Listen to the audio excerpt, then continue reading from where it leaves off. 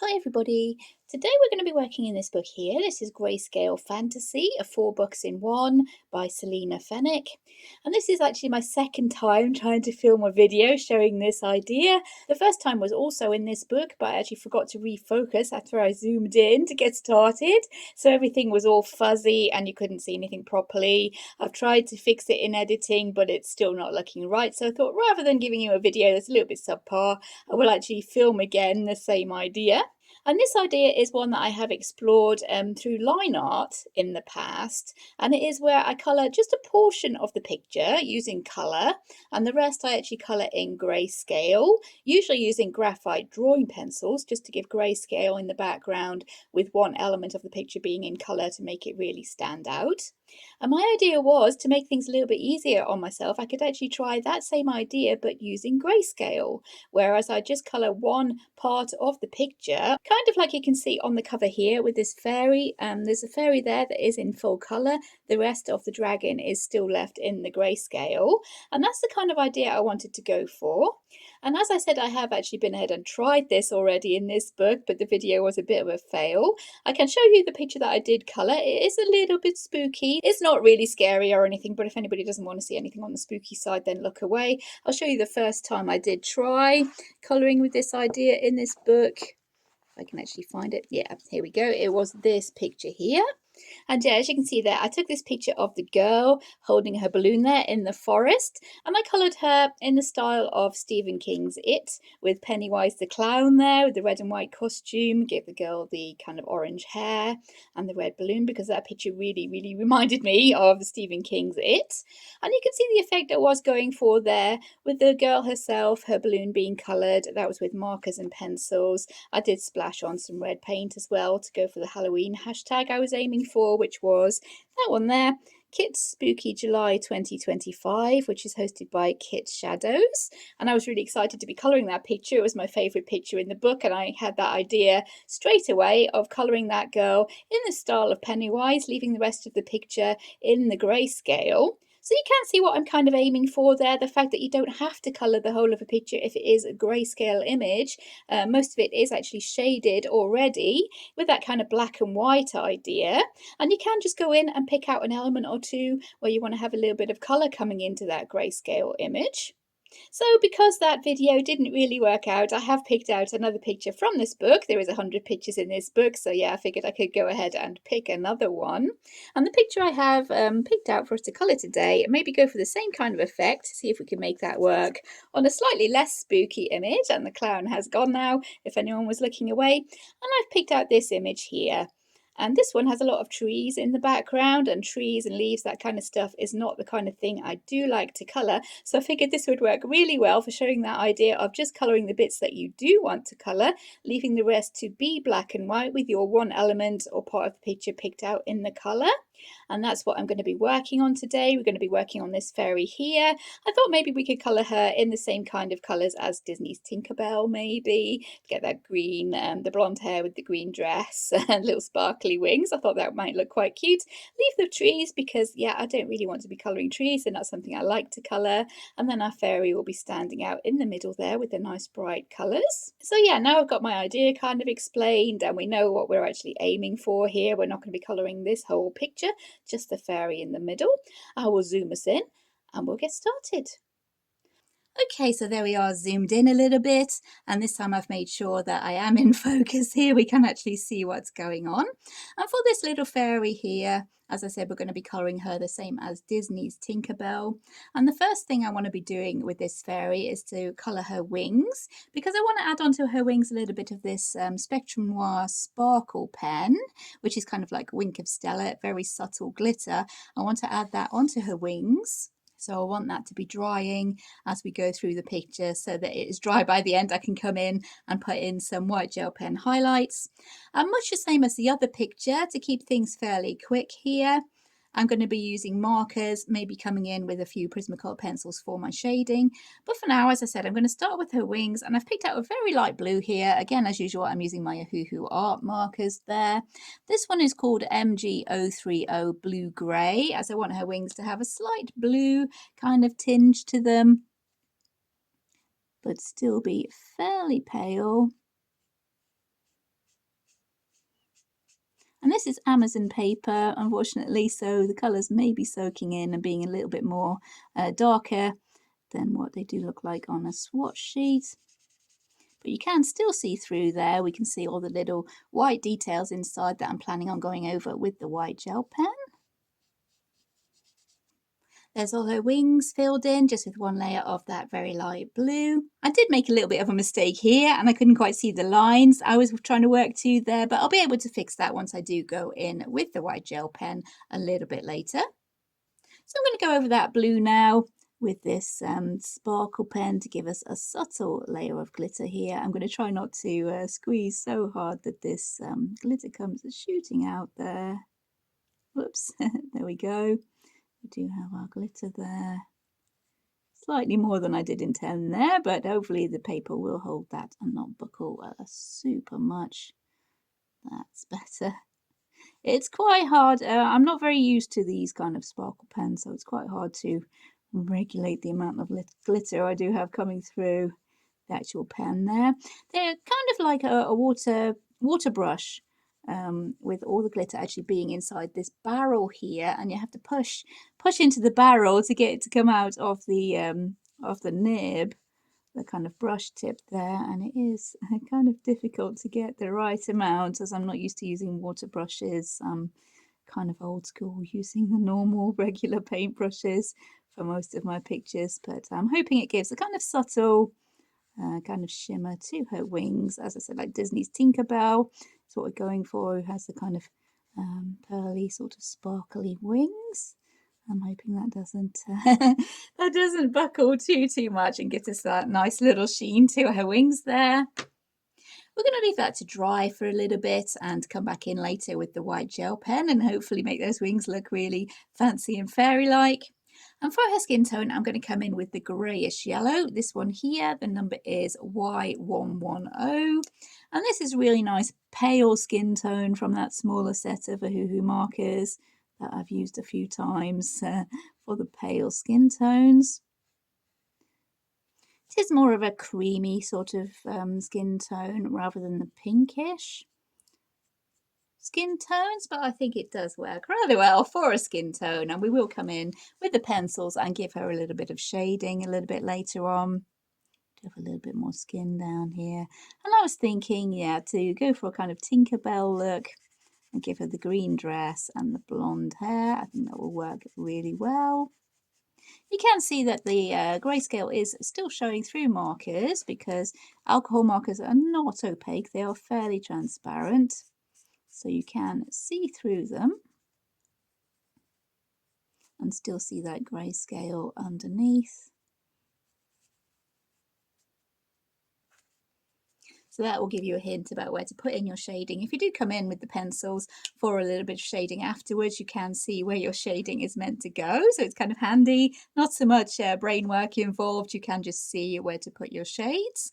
So for her hair, I'm going to go for a kind of a blonde colour, but not so realistic because we are basing her on a Disney character.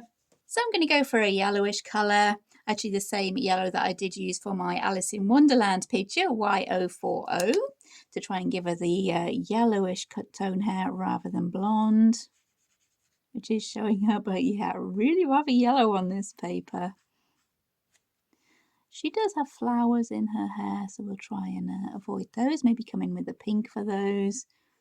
Okay, a little bit of change of plan now. I've been ahead and coloured all her hair with the bright yellow, and I've realised that these little flowers in her hair, they're actually at the top of her dress there, and I'm thinking if I bring in that pink, that might be a little bit too much of a contrast with the green I'm going to use for her dress in theory.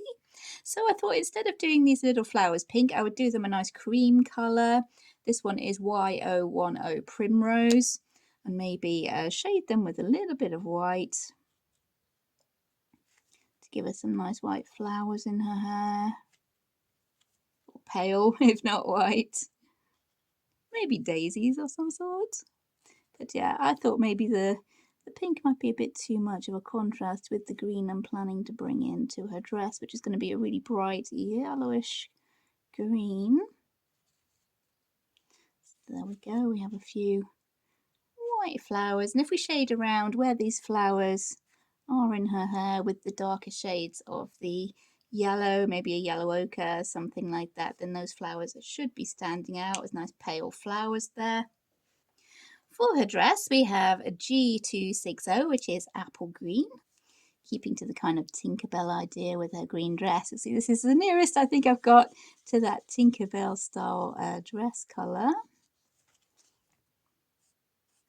Okay, change of heart again. Maybe a couple of little pink flowers in her hair.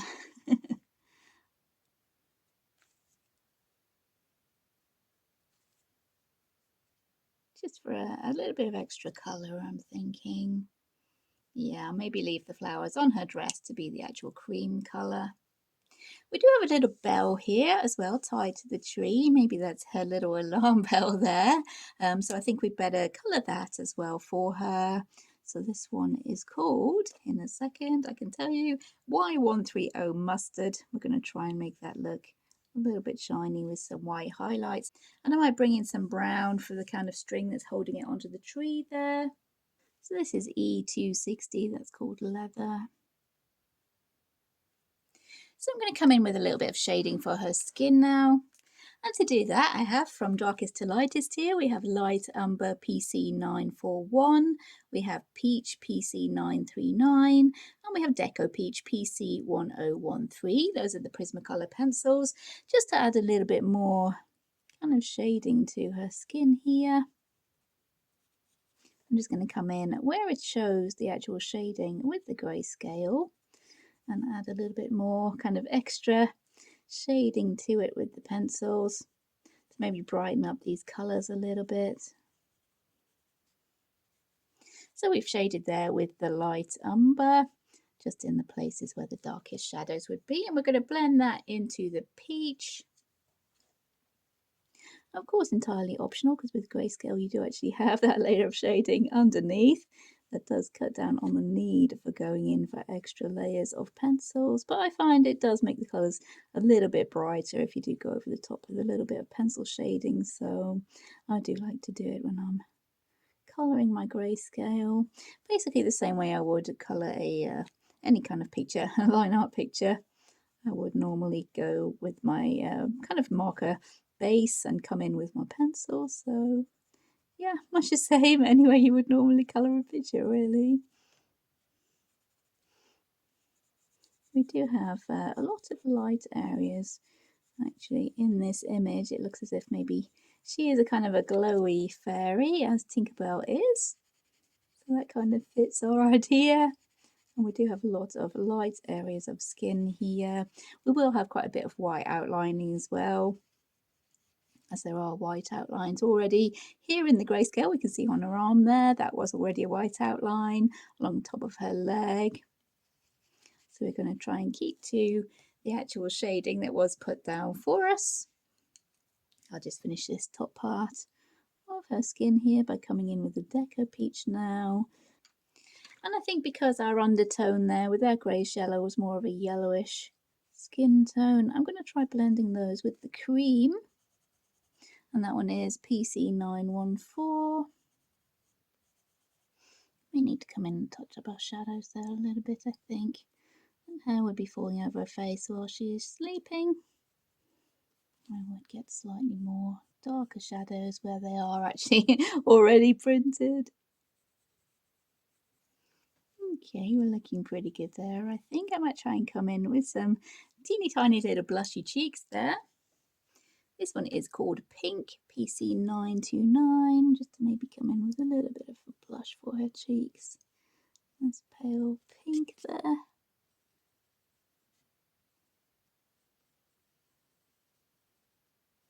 There we go. I think that works quite well. Maybe we can blend that in a little bit with the cream. There we are. We will need to be giving her some darker lips a little bit later. I think Tinkerbell does have a red lips, but I'll have to go away and look at my reference photo. I'm colouring her leg the same kind of way as we coloured the skin towards the top of a fairy. Starting with the light umber. This foot is kind of off in the dark, so that won't have too much of the light colouring to it, but yeah, we still want a little bit of colour. Go into this peach. I'm not the most practiced at colouring grayscale, to be really honest with you guys. I really lean towards the line art rather than grayscale with my colouring, but it does make it a little bit less intimidating when you do know that you don't have to colour the whole picture. You can just pick out a few elements and it will stand as a finished picture. If you just colour the bits that you do want to colour, and especially for me not having to colour all these trees, that is definitely a bonus. So here we are moving into the deco pink here. Trying to leave a lot of the lighter areas where the light is actually shown. Blending with the cream.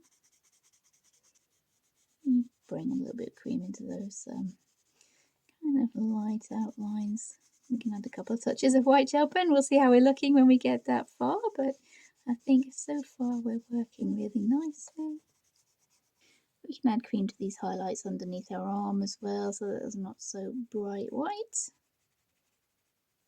I'll bring in a little bit of the white Prismacolor for blending the Taurus shoulders here, as it seems like her wings are very sparkly, so maybe there'll be some more of a white light shining onto her shoulders there.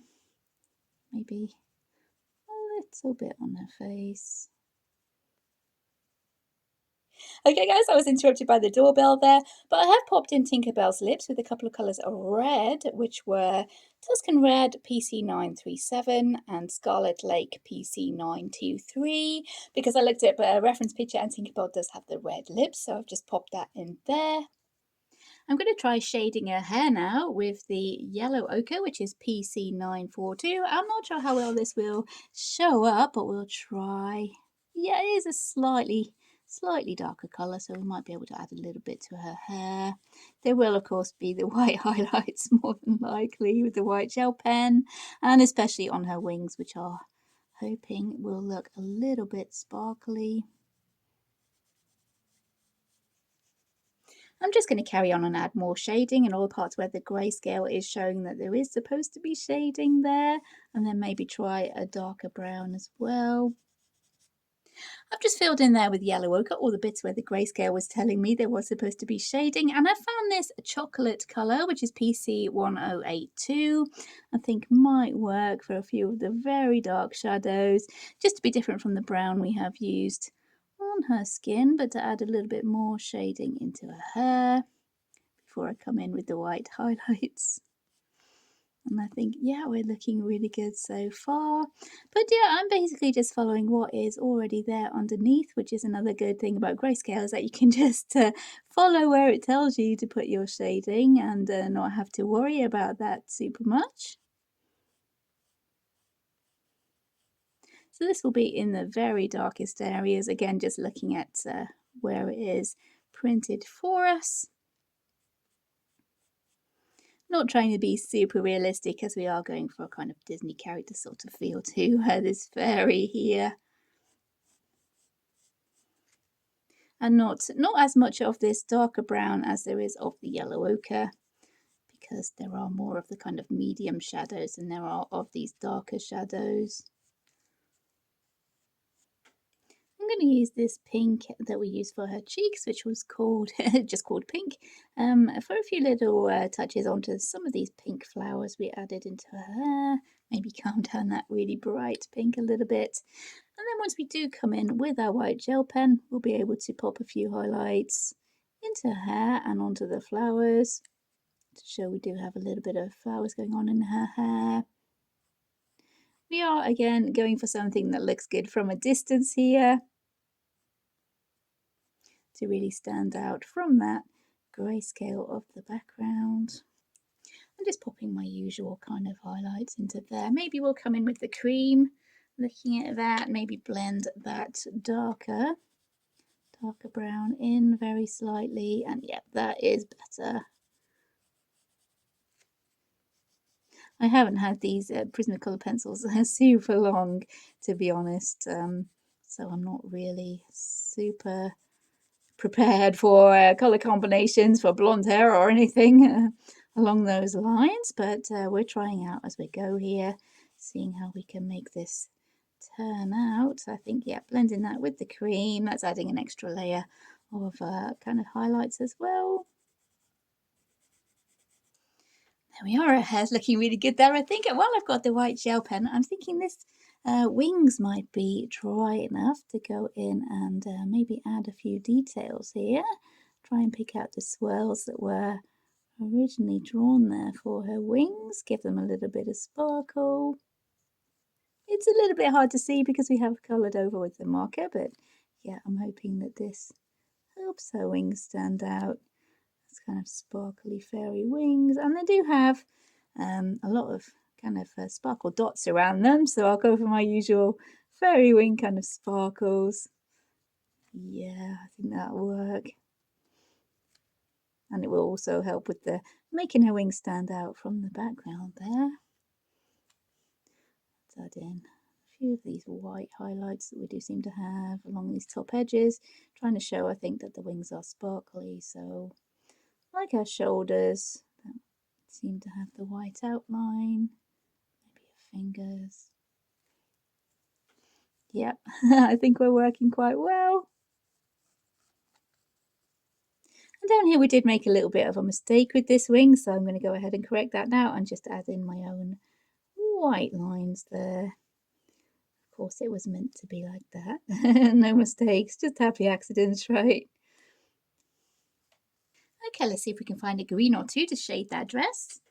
These are the greens that I've found. Maybe shade her dress with here. We have lime peel, PC1005, grass green, PC909, and dark green, PC908. So starting with the darker green, we'll see what we can do with her dress here. Make sure we add in this darkest colour where we have the darkest shade of the actual grayscale underneath. This dark shadow will be coming into her dress more as it comes down here, because I think her wings are supposed to be maybe the light source looking at this picture. So this is the grass green, if I didn't say that. This is kind of the mid-tone green that I picked out to add a little bit of shading to this dress. Again, more towards the bottom. Let's see if we can bring in this, which one was this called? Lime peel. I'm not sure how well this one would stand out, but maybe we could blend these colours more into each other. Again, I'm trying to fill in the areas where the where the shading is the darkest, so that we do have the white of the paper sort of showing through the marker and giving us the highlighted areas. And I'm trying to blend in these two different colours of green into each other a little bit more. We are giving it a little bit of a brighter colour as well, because as I think I mentioned, that putting the colour over the grey does tend to dull or neutralise the colour of the marker a little bit, but adding in these brighter colour pencils on top does kind of boost that colour back up again and really make our fairy in this case stand out from our background. So it's all working really well, I think, at the moment. There we go, something like that. And this top part here would have a lot more of the white gel pen highlights. So we'll pop some of those in. Maybe we need a little bit of darker shadow here. You can always come in and shade some more. You can erase if you think you've shaded too much. So yeah, never be too scared of coming in with your shading. I think we are, yeah, we're getting somewhere close to what we actually want here. I'm going to add a few little highlights here, again to make that dress stand out from the background. I'm going to try and make this bell look a little bit shiny here, so I'm going to come in with a dark brown. And that one is PC946.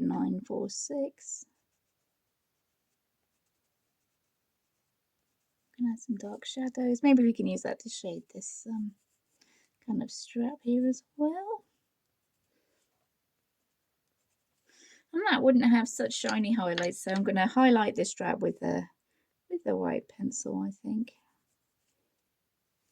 Bring in the white highlights to the bell.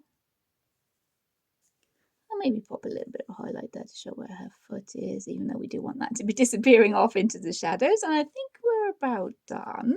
So hopefully this should be a kind of a shorter video today, just showing the idea mainly, rather than being a tutorial. I have mentioned the colours that I've used in case anybody does want to go ahead and do the same kind of thing with this image, but I think we're about done. So I'll zoom us out now and we can see our picture from a distance and we'll see the full effect. So there we are zoomed out to see the whole picture, and I am actually considering that a finished page now. I really do love this kind of effect. I have played around with it a few times in the past where I've brought in maybe rainbow colours or really bright colours into just one area of the picture and coloured the rest with drawing pencils to give that kind of grayscale effect in the background. You could use grayscale markers if you were working with a line art, just shades of grey with your markers, and get the same kind of effect. I think it might be a fun effect to play around with, especially in this book, which has the 100 pages in it. And a lot of the backgrounds are kind of like this one, are kind of painterly, where you can't entirely see the defined areas, which bits are supposed to be which colour. It will make life a lot easier just to be able to colour the bit of the picture that you do want to colour, leave the rest as is, and still have a really effective picture at the end of the day. And two completely different styles of picture we have coloured in this one. If you remember from the beginning, my kind of creepy clown, and this one, our nice gentle sleeping fairy here. Two completely different styles of picture using the same idea, both really effective, and I'm really super happy with both of them, I think. It's a really quick and fun idea, and definitely, yeah, it takes a lot less time than coming in with the drawing pencils to colour in the whole of the background there.